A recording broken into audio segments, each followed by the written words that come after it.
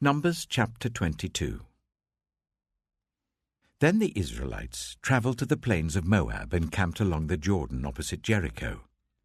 Now Balak, son of Zippor, saw all that Israel had done to the Amorites, and Moab was terrified because there were so many people.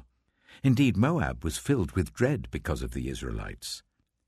The Moabites said to the elders of Midian, "This horde is going to lick up everything around us, as an ox licks up the grass of the field."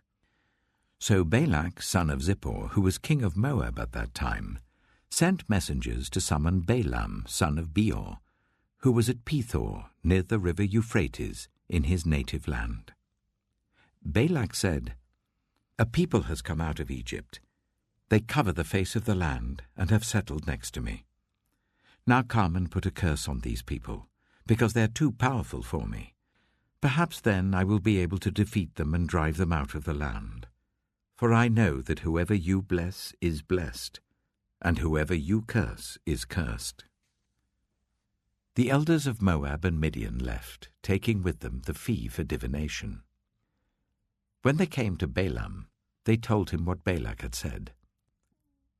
"Spend the night here," Balaam said to them, "and I will report back to you with the answer the Lord gives me." So the Moabite officials stayed with him. God came to Balaam and asked, "Who are these men with you?" Balaam said to God, "Balak, son of Zippor, king of Moab, sent me this message. A people that has come out of Egypt covers the face of the land.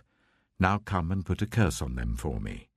Perhaps then I will be able to fight them and drive them away." But God said to Balaam, "Do not go with them. You must not put a curse on those people because they are blessed."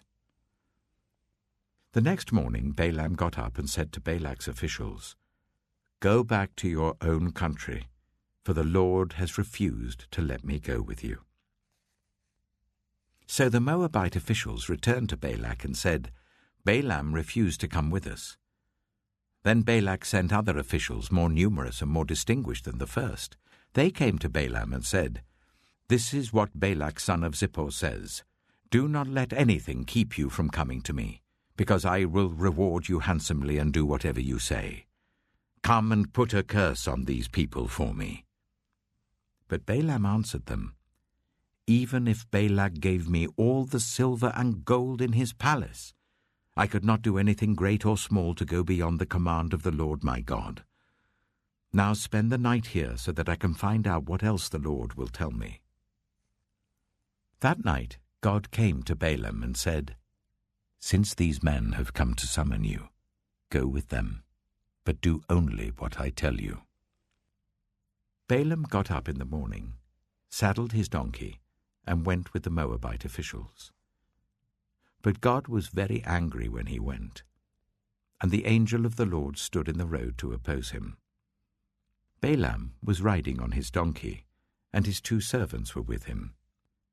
When the donkey saw the angel of the Lord standing in the road with a drawn sword in his hand, it turned off the road into a field. Balaam beat it to get it back on the road. Then the angel of the Lord stood in a narrow path through the vineyards with walls on both sides. When the donkey saw the angel of the Lord, it pressed close to the wall, crushing Balaam's foot against it. So he beat the donkey again. Then the angel of the Lord moved on ahead and stood in a narrow place where there was no room to turn, either to the right or to the left.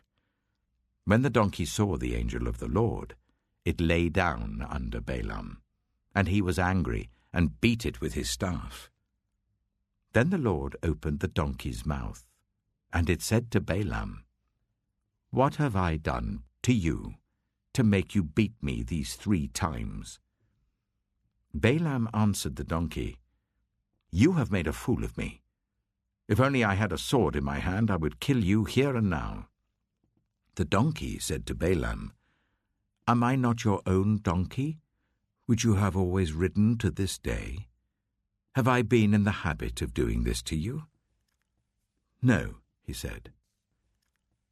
Then the Lord opened Balaam's eyes, and he saw the angel of the Lord standing in the road with his sword drawn. So he bowed low and fell face down. The angel of the Lord asked him, "Why have you beaten your donkey these 3 times? I have come here to oppose you because your path is a reckless one before me. The donkey saw me and turned away from me these 3 times. If it had not turned away, I would certainly have killed you by now, but I would have spared it." Balaam said to the angel of the Lord, "I have sinned.